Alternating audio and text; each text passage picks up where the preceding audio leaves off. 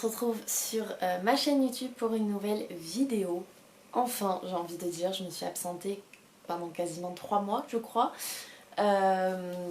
Pour des raisons tout à fait personnelles que je vous ai un petit peu partagées, c'est vrai, sur les réseaux pour ceux qui me suivent sur Instagram. J'ai traversé une petite période de passage à vide durant laquelle je n'avais absolument pas la tête ni l'envie de lire. Donc les vlogs lecture ont été suspendus parce que sinon ça n'avait pas de sens de vous vloguer alors que je ne lisais pas. Voilà, mais petit à petit, là, l'envie de reprendre les vidéos me titillait depuis quelques jours, quelques semaines. Les vlogs lecture vont reprendre en septembre. Et d'ici là, je compte vous faire 2 autres vidéos, notamment un récap de mes lectures du mois de cet été. Alors c'est vrai que je n'ai vraiment pas beaucoup lu, hein, vous allez le voir, je crois que pour le moment ça se compte sur les doigts d'une main. Mais l'été, j'ai pas tendance à beaucoup lire parce qu'on est beaucoup dehors, parce qu'on profite il y a beaucoup de choses à faire en extérieur, on voit nos amis, on va boire l'apéro, enfin bon bref. Vous l'aurez compris, et vu que je ne suis pas encore partie en vacances, je n'ai pas pu décalquer ma pile à lire. Et ensuite, la deuxième vidéo que j'aimerais vous faire, c'est un book haul. Parce que oui, je n'ai pas beaucoup lu durant l'été. Oui, j'ai carrément arrêté, je crois, pendant 1 mois de lire. Mais c'est pas pour autant que j'ai arrêté d'acheter des livres. Par contre, ça c'est clair, j'ai fait grossir ma pile à lire comme jamais. Donc je compte vous faire un énorme book haul qui ira à peu près fin mai jusqu'à maintenant, donc ça va être assez conséquent. Mais c'est des vidéos que j'aime bien regarder sur internet, même quand je ne suis pas forcément les personnes. Donc je me dis pourquoi pas, ça peut aussi vous plaire.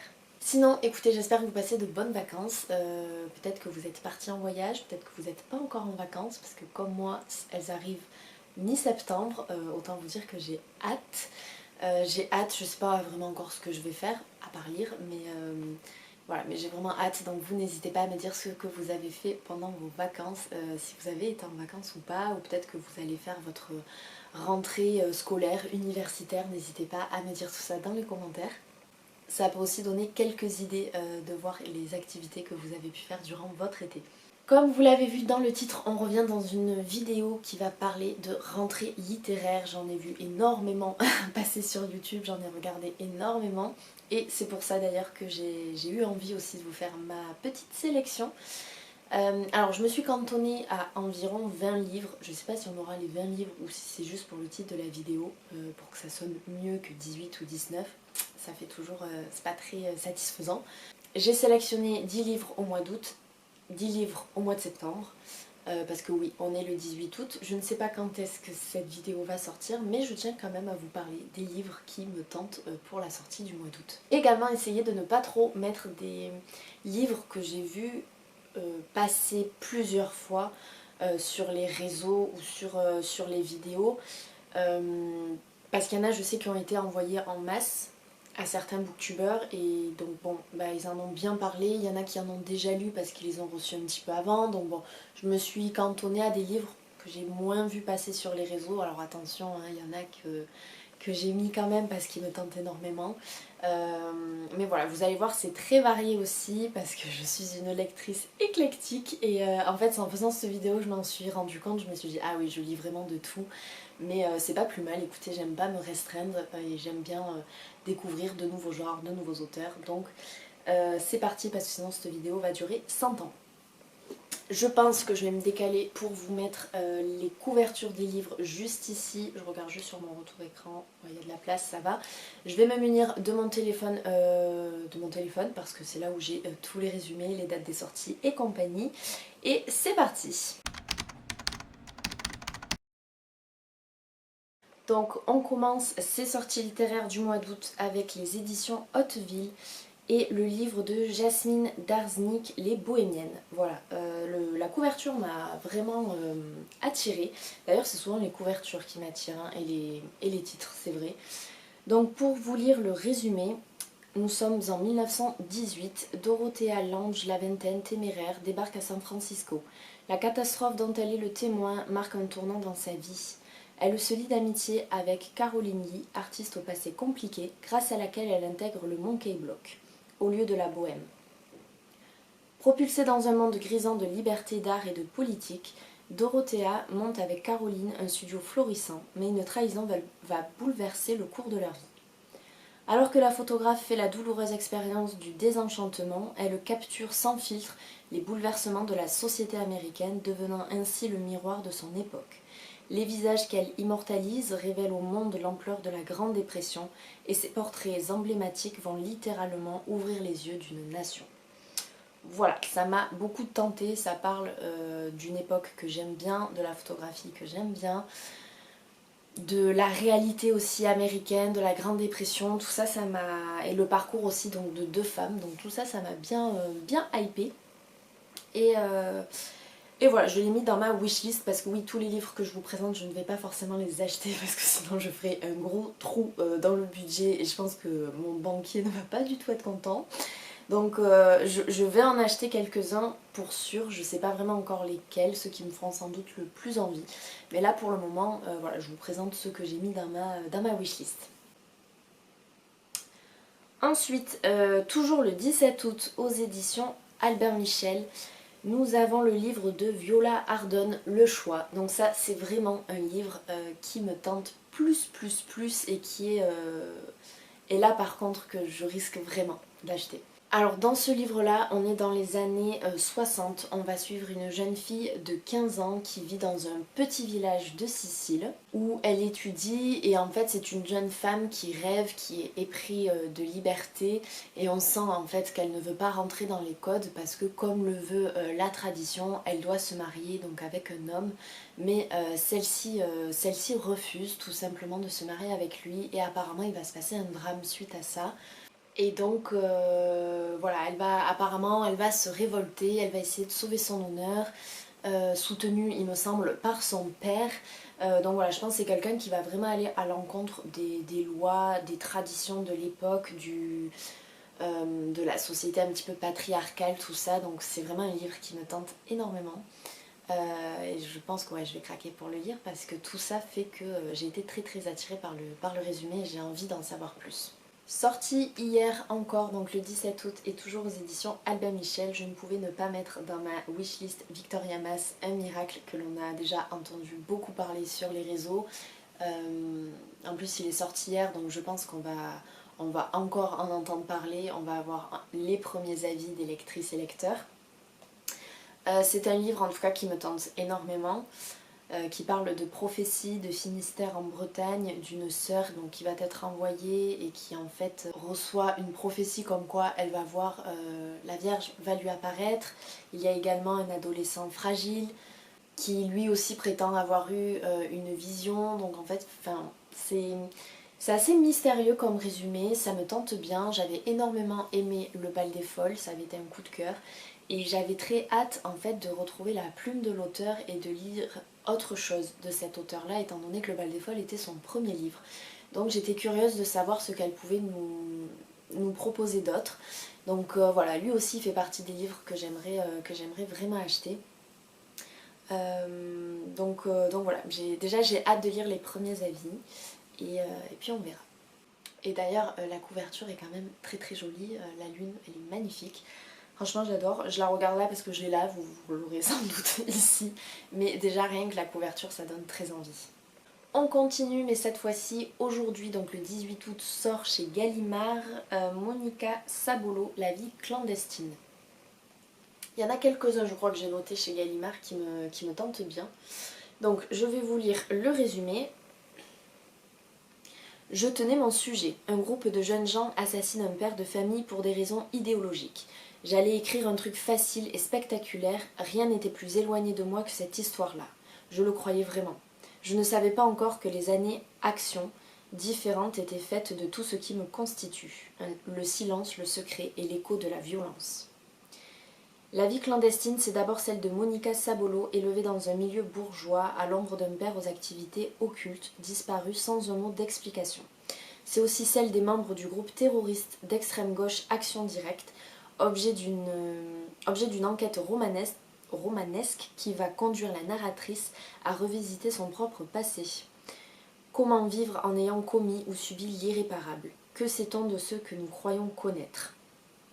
De l'Italie des Brigades Rouges à la France des années 80 où les rêves d'insurrection ont fait place au fric et aux paillettes, la vie clandestine explore avec grâce l'infinie complexité des êtres, la question de la violence et la possibilité du pardon. Voilà, je pense que tout est dit dans ce résumé, en tout cas tout pour me donner envie de découvrir ce livre et de découvrir aussi cet auteur que je ne connais absolument pas. Donc je l'ai mis dans ma wishlist. Toujours sorti aujourd'hui, donc le 18 août, aux éditions Les Escales, il y a Catherine Bardon, la fille de l'ogre. Dans ce livre-là, nous allons suivre une jeune fille qui s'appelle Flore, qui est née en République dominicaine et en fait qui n'est rien d'autre que la fille d'un dictateur. En fait tout ça, ça a existé apparemment. Et donc son père veut absolument que sa fille devienne une femme cultivée, sophistiquée. Il va l'envoyer en France d'ailleurs pour ses études et tout ça. Et lorsqu'il prend le pouvoir, sa fille revient donc sur son île natale. Et en fait elle va se marier avec un homme alors qu'elle a tout juste 17 ans. Et c'est pas un cas d'or, j'ai envie de dire. Sauf qu'elle doit obéir à son père qui lui dicte sa vie. Elle est vraiment sous son emprise comme tous les dominicains en fait, vu que c'est vraiment le dictateur. Et donc voilà, ce livre va retracer la vie de cette jeune femme dont on a contrôlé totalement sa vie. Elle est donc sous l'emprise de son père, de son mari, de ses différents exils. Voilà, tout ça et forcément l'envie d'avoir sa liberté en fait, de retrouver sa liberté. Donc ça m'a bien donné envie de découvrir cette histoire-là. Je ne veux pas m'avancer et dire si c'est une histoire vraie ou pas. Je me suis pas suffisamment renseignée, donc il me semble, mais j'en suis pas sûre, mais il me semble. Donc bon, si en tout cas c'est une histoire vraie, c'est sûr que ça me donnera encore plus envie de la découvrir. Toujours chez Gallimard est sorti donc le 18 août, il y a donc Petite sœur de Marie Nimier qui me fait bien envie. Dans ce livre on va parler des relations fraternelles parce que nous allons suivre Alice qui va s'installer pendant 9 semaines dans une ville inconnue pour rassembler en fait tous les souvenirs de son frère avec lequel donc elle a grandi. Apparemment donc elle a grandi dans une famille de comédiens avec 4 frères et sœurs il me semble. Ils étaient très attachés l'un à l'autre, mais ça fait 17 ans qu'elle ne l'a pas revu. Et donc je pense qu'il va peut-être y avoir des secrets de famille révélés ou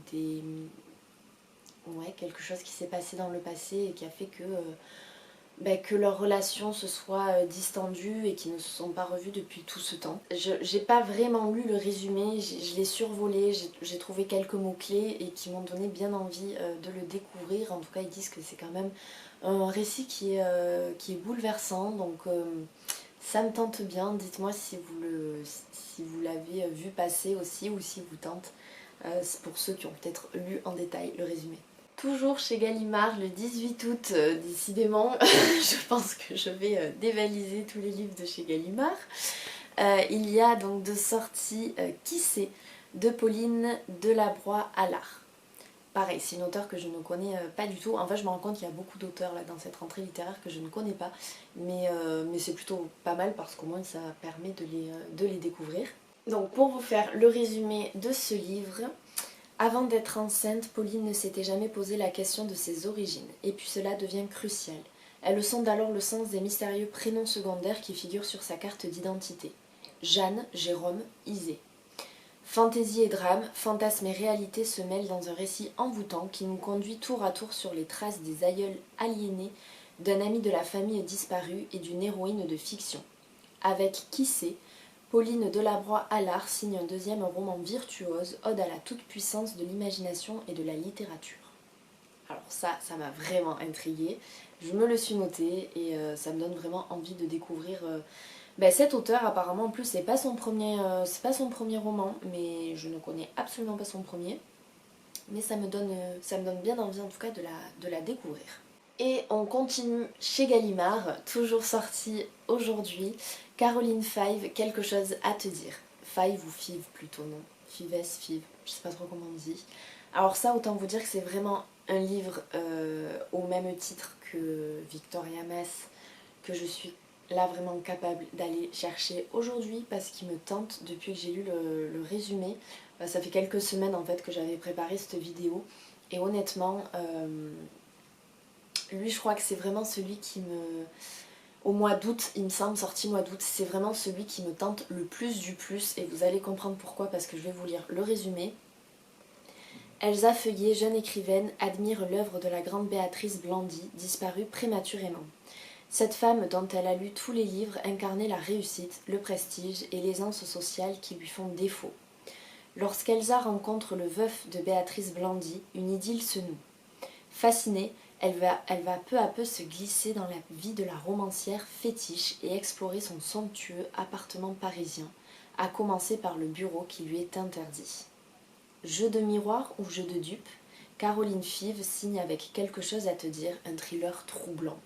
Et là, je vois bien le roman un petit peu, ouais, thriller psychologique, peut-être dédoublement de personnalité, je sais pas. Franchement, ça me tente trop, mais là, je suis à deux doigts de sortir après et d'aller l'acheter parce qu'il me...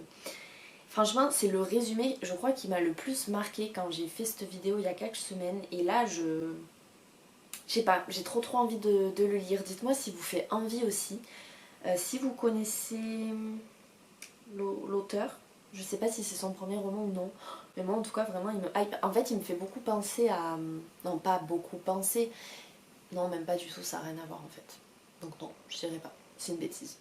Ensuite, je commence enfin à vous annoncer des sorties futures, parce que là ça concerne donc les éditions City. Il y a un livre qui va sortir le 24 août et donc il s'agit de la petite bibliothèque de l'espoir de Kate Thompson. Déjà la couverture est plutôt pas mal, on sait rien qu'en la regardant que ça va se passer à Londres et que nous allons être en pleine guerre mondiale. Donc nous sommes en 1944, Londres subit la Seconde Guerre mondiale, les bombardements. Nous allons suivre Clara qui va créer dans une station de métro totalement désaffectée à l'abandon une petite librairie dans laquelle toutes sortes d'habitants vont venir se réfugier. Ah mes souhaits. Je disais que les habitants vont venir se réfugier lorsque les bombardements pleuvent sur Londres, souvent la nuit. Voilà, pour trouver un petit peu de réconfort dans le rayonnage et dans les livres également. Et donc très vite cette librairie-bibliothèque va devenir le cœur vivant du quartier, où des relations vont se créer et où en fait il va y avoir donc cet espoir, on va dire, de liberté, l'espoir du futur et surtout un répit au chaos. Donc voilà, ça me donne bien envie. Après souvent j'ai toujours un peu peur des livres qui parlent de livres. Voilà. Parce que souvent c'est pas que je suis déçue, mais je trouve qu'on a beaucoup trop de références, des références qu'on n'a pas tous forcément. Et parfois c'est vraiment juste pour donner des références sur références sur références. Donc là je sais pas trop à quoi m'attendre. Je sais que j'avais été un petit peu déçue de la librairie de la Place aux Herbes, notamment de Éric de Kermel, notamment pour ça. J'en avais lu un autre aussi où en fait... Ah c'était Guillaume Musso, je me rappelle plus le titre. J'essaierai de vous retrouver le titre. Où pareil en fait la vie est un roman je crois. Où il y avait beaucoup trop de citations, beaucoup trop de références et un peu ça va mais je trouve qu'après c'était un peu... je sais pas, c'était un petit peu lassant, donc bon, je verrai bien. Là par exemple, c'est pas un livre sur lequel je vais me ruer directement, je pense même attendre quelques mois avant de l'acheter. Il me donne envie, mais pas non plus. Il y en a d'autres qui me donnent beaucoup plus envie. Et vous savez que j'aime acheter d'occasion, donc autant je peux attendre de le trouver largement d'occasion. Ensuite, sorti le 28 août, il va y avoir le livre de Robert Godard, L'inconnu de Vienne, aux éditions Sonatine. Robert Godard, c'est un auteur que je connais mais que je n'ai jamais lu parce qu'en fait il y a l'énigme de Foster qui est dans ma pile à lire, non dans ma wishlist depuis un sacré bout de temps, mais que je me suis toujours pas décidée à acheter et pourtant il me fait vraiment envie. Voilà, et ce livre là aussi va me donner vraiment envie. Je vais vous lire le résumé. Prisonnier d'un mariage malheureux, Yann Jarret est persuadé que plus jamais il ne connaîtra l'amour et pourtant lorsqu'il rencontre Marianne Esguard dans un parc enneigé de Vienne, où il est venu prendre des photos pour un magazine, le coup de foudre est immédiat. De retour à Londres, Yann n'a plus qu'une idée en tête, se séparer de sa femme et rejoindre comme promis l'élu de son cœur. Mais lorsqu'il arrive enfin au rendez-vous tant attendu sur la côte anglaise, Marianne n'est pas là. Obsédé par cet amour qui a bouleversé sa vie, Yann décide alors de retrouver sa trace. Ce qu'il apprend le déconcerte davantage. Qui est vraiment cette femme insaisissable?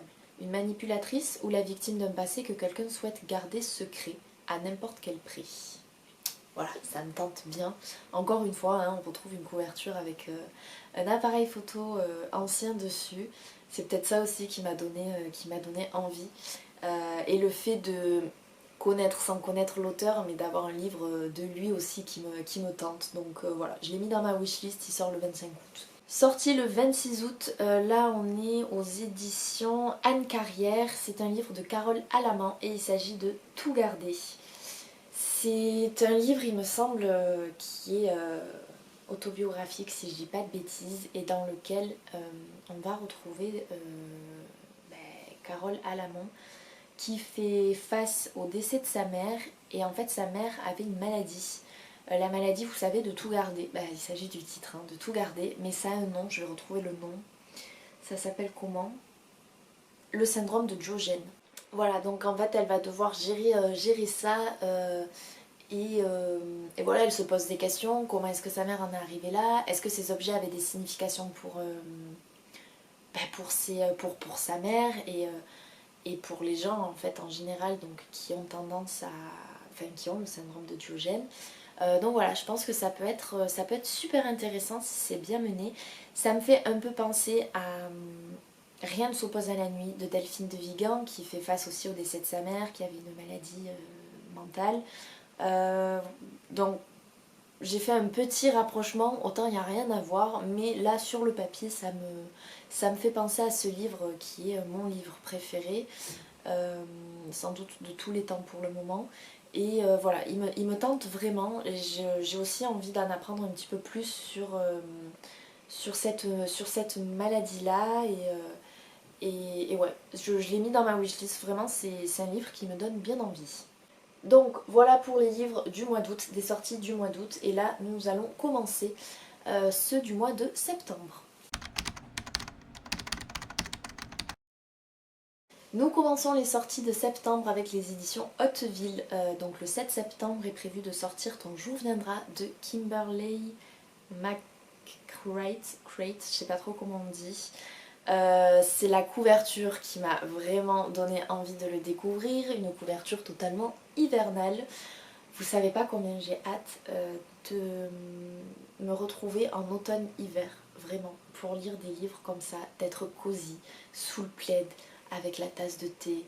Vraiment ça me manque énormément et je me rends compte qu'en fait je lis pas beaucoup en été aussi, peut-être pour ça, je sais pas trop, mais là je sais qu'en tout cas j'ai hâte de retrouver ces saisons-là pour lire ce genre de livre. Donc qu'est-ce qui se passe dans ce livre? Et si vos meilleurs amis étaient capables du pire? Ça commence bien. 10 ans après avoir obtenu leur diplôme, 5 anciens camarades de fac se réunissent pour le week-end dans un chalet au beau milieu des montagnes Catskill. Ces retrouvailles ne sont pas un enterrement de vie de garçon, contrairement à ce qu'ils affirment, mais plutôt une tentative pour empêcher l'un d'eux de sombrer dans l'addiction. Après le suicide présumé de leur amie Alice, ils sont bien décidés à ne pas se laisser survenir un nouveau drame. Un nouveau drame. Mais rien ne se passe comme prévu et les gens du coin ont visiblement une dent contre ces étrangers qui viennent troubler la quiétude des montagnes. À force de se parler du bon vieux temps, les secrets du passé refont surface et certains d'entre eux sont mortels. Voilà, je pense que ça risque d'être peut-être un huis clos et ça me tente bien. On nous dit suicide présumé de leur amie Alice, donc s'est-elle vraiment suicidée? Déjà, ma curiosité est piquée au vif et secret du passé. Voilà, bon, je pense qu'on a fait le tour du résumé, vous avez compris, ça me tente bien. Je m'attends peut-être pas à quelque chose d'incroyable, mais en tout cas, je me dis pourquoi pas, ça peut être pas mal. Ensuite, on passe du tout au tout, vous allez comprendre pourquoi. Le 8 septembre, aux éditions Lumen, je crois que ça s'appelle, ouais, Lumen, sort un livre. Là, quand je vous dis que je suis vraiment une lectrice éclectique, vous allez comprendre pourquoi, parce qu'on passe vraiment du tout au tout. Un livre qui s'appelle Les ombres de Rookhaven, et c'est de Padraig Kenny, avec des illustrations dedans de Edward Bettison. La couverture m'a vraiment tentée. Je me vois trop le lire pour Halloween, là vraiment pour cet automne, cet hiver. De toute façon je pense que vous avez compris, j'ai commencé à faire ma palle pour les mois à venir. Il me tente beaucoup. Je vais vous lire le résumé et vous allez peut-être comprendre pourquoi. Je dis aussi que je suis une lectrice éclectique parce qu'apparemment c'est un livre jeunesse. Mirabelle vit dans un miroir isolé et étrange au sein d'une drôle de famille. Chacun de ses membres possède un pouvoir ou une caractéristique bizarre qui font d'eux, aux yeux du reste du monde, des monstres. Craints et honnis, ils restent cachés en autarcie loin de la civilisation. Mais la routine du manoir de Rookhaven va bientôt être chamboulée car voici venue l'heure de la grande configuration. Cet événement exceptionnel qui n'a lieu qu'une fois par siècle réunit des monstres venus des 4 coins du globe au sein du foyer de Mirabelle.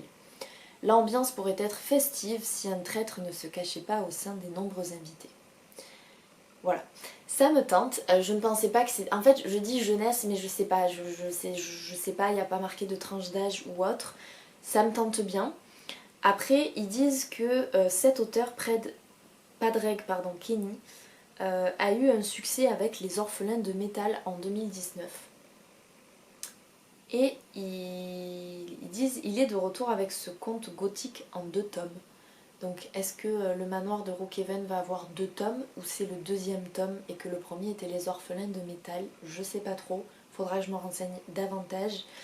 En tout cas, il parle de tolérance, d'empathie, de relations familiales, de questions d'identité, de quête même d'identité.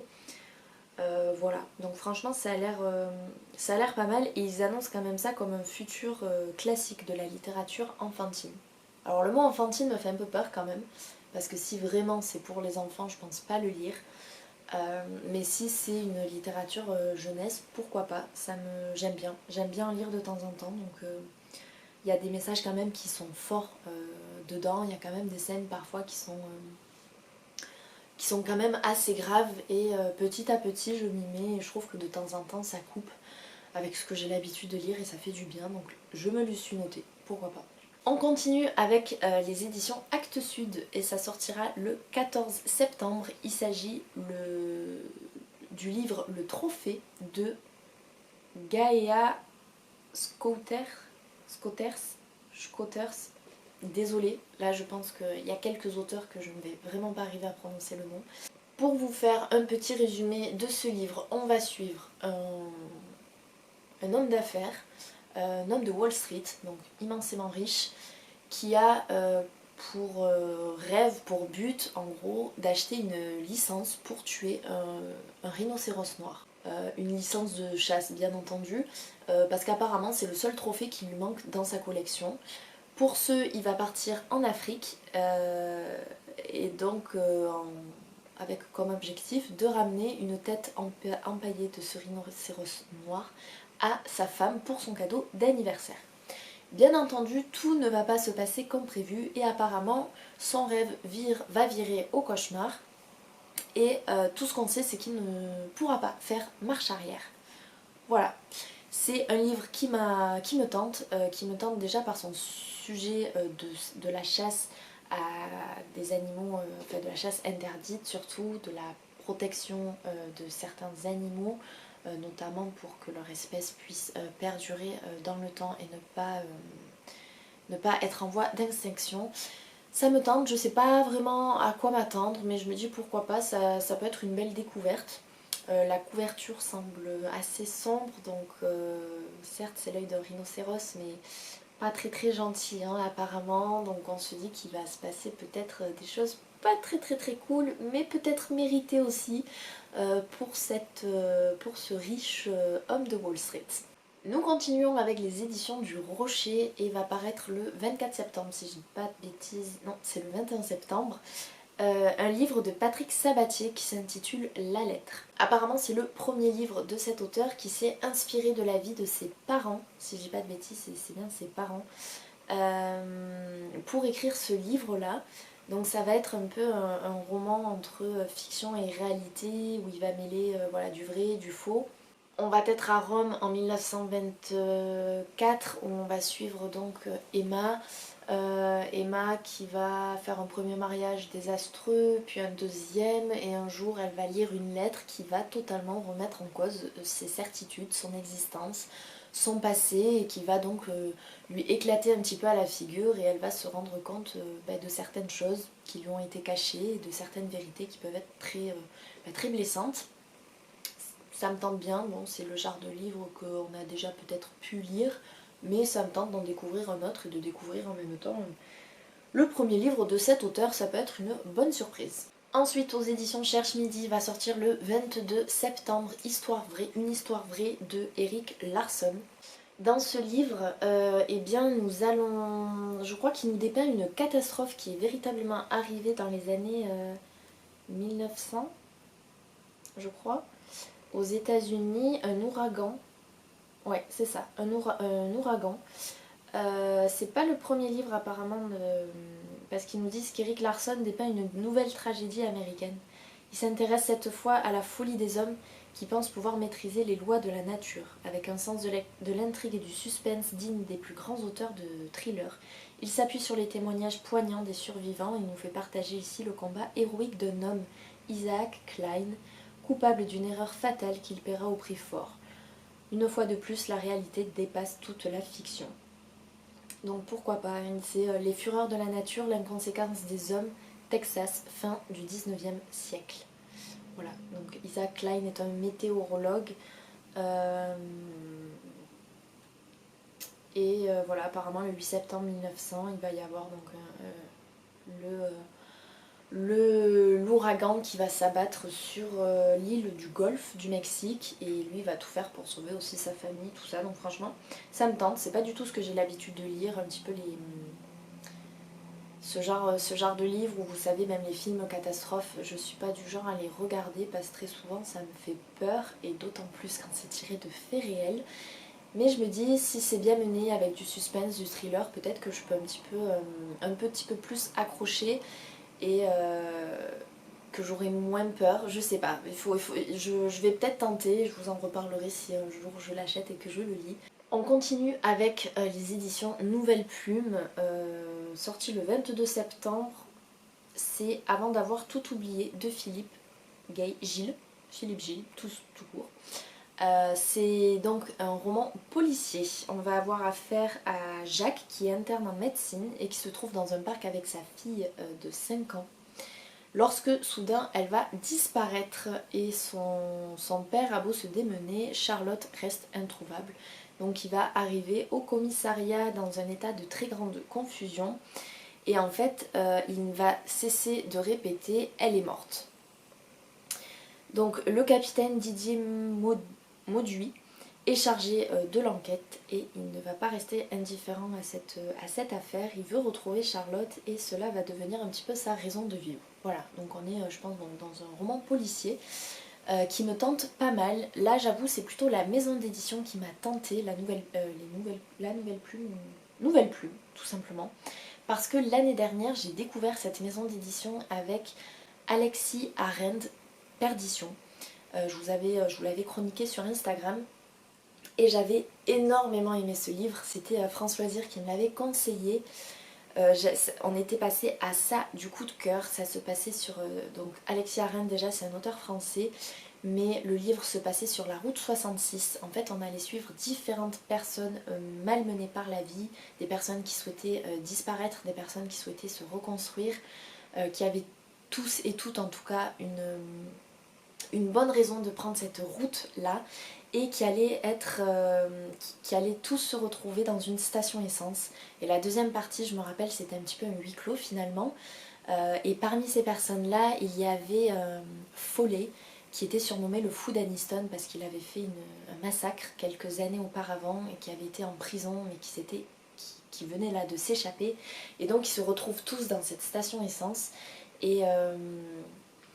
Et vraiment j'avais adoré parce qu'en fait l'auteur, déjà gros suspense, les pages s'enchaînaient, il y avait beaucoup de personnages mais finalement on ne se perdait pas, tout était bien ficelé, c'était ouais, très très bien mené comme histoire, tous les liens se tissaient très très bien les uns aux autres et en fait je me rappelle que l'auteur finalement il se joue de nous parce qu'alors il nous fait nous remettre en question sur la conception du bien et du mal, vraiment. Euh, des gentils et des méchants, de tout ça. Et franchement, j'avais adoré ce livre. J'en avais parlé sur Instagram, à l'époque je faisais pas encore de vlog. Et franchement, j'ai été surprise de... Parce que je me suis dit que cet auteur, vraiment, il avait le mérite d'être lu et il méritait d'être lu plus que ça, d'en entendre parler en tout cas plus que ça. Donc je vous le conseille fois 1000. Vraiment, j'avais adoré cette lecture et ça avait été une de mes meilleures lectures en termes de suspense policier comme ça de l'année 2021. Donc vraiment, si vous ne connaissez pas, foncez. Déjà, la couverture était magnifique et je vous dis, les pages s'enchaînent toutes seules et c'est pour ça que là, j'ai mis le livre de Philippe Gilles dans ma wishlist parce que... je sais pas, des fois vous faites confiance à certaines maisons d'édition et là j'ai juste envie de renouveler l'expérience avec Nouvelle Plume. Donc vraiment, j'espère que je ne serai pas déçue. Et si vous avez l'occasion de trouver le Alexis Arendt Perdition, vraiment, foncez. En fait, vous savez, c'est ce genre de livre qu'une fois que vous refermez, ça a beau être par exemple un thriller, un suspense, un policier, il y a quand même un message fort derrière et c'est vraiment un livre qui vous fait réfléchir. C'est pas voilà, juste une histoire avec un suspense, des méchants, des gentils, il va y avoir une fin. Non.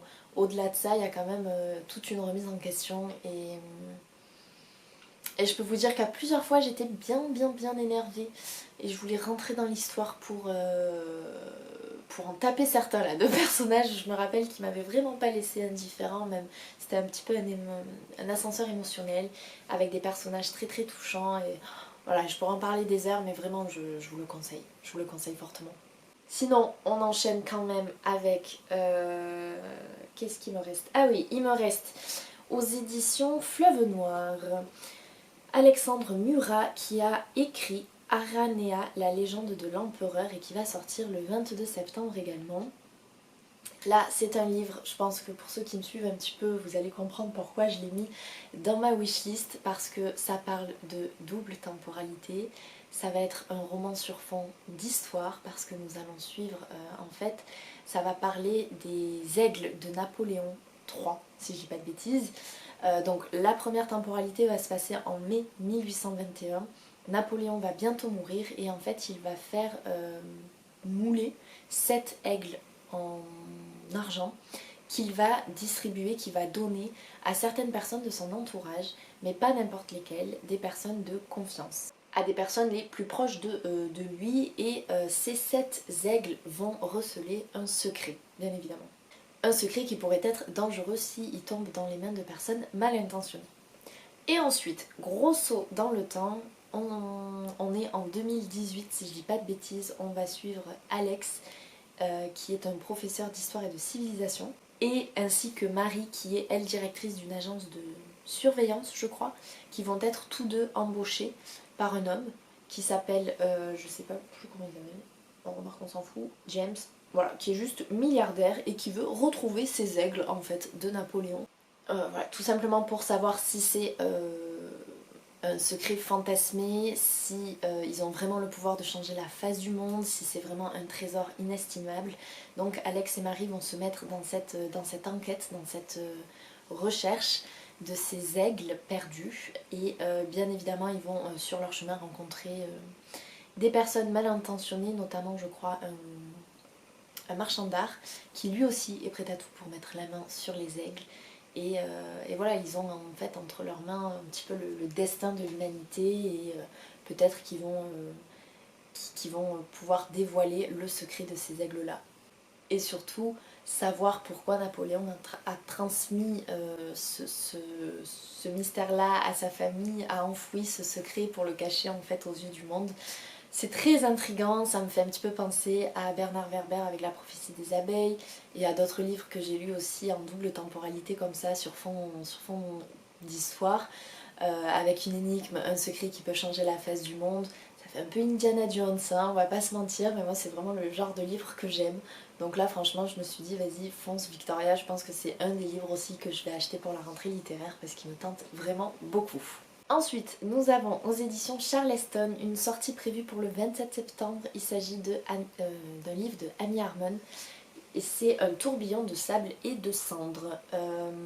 Alors, comment vous dire, Amy Harmon, je l'ai dans ma pile à lire depuis des mois et des mois avec Ce que murmure le vent. Donc c'était sa rentrée littéraire de l'année dernière. Je ne l'ai toujours pas lu, mais j'ai tellement entendu de bons avis sur elle, sur notamment Ce que murmure le vent, que là j'ai mis ce livre dans ma wishlist alors que je ne connais même pas l'auteur, je ne connais même pas sa plume, je ne sais même pas si j'ai aimé. Mais je pense que c'est un peu l'effet mouton, vous savez, là pour le coup. Après je vois pas pourquoi je n'aimerais pas, mais je me suis dit allez je la mets dans la wishlist maintenant, au moins c'est fait. Je peux juste vous dire que c'est un livre qui va se... enfin une histoire qui va se passer à Florence dans les années 1930. 30-33 je crois même. C'est tout. Je n'ai même pas lu le résumé, je n'ai pas envie de le lire. Je me réserve la surprise le jour où je le lirai, mais je compte bien quand même lire Ce que murmure le vent, avant aussi, mais parce que si jamais ça me plaît pas forcément ce livre, je ne l'achèterai pas et j'enlèverai de ma wishlist. Mais là ça a été vraiment l'effet un petit peu de masse, vous savez. Voilà, je suis aussi comme ça de temps en temps. Je l'ai mis dans ma wishlist.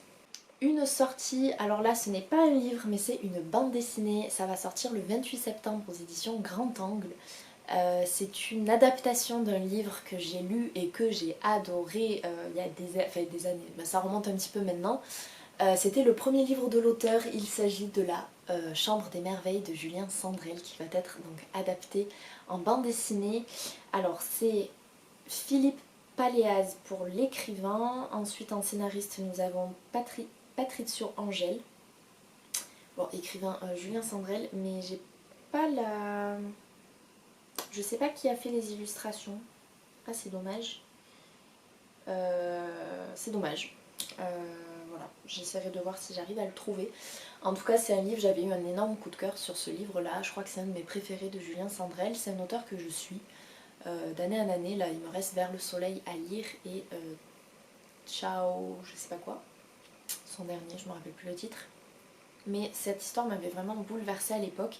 Et là, le fait de voir qu'il va sortir en bande dessinée, bah, ça me réjouit parce que j'ai trop envie de le découvrir sous cette forme-là, on va dire.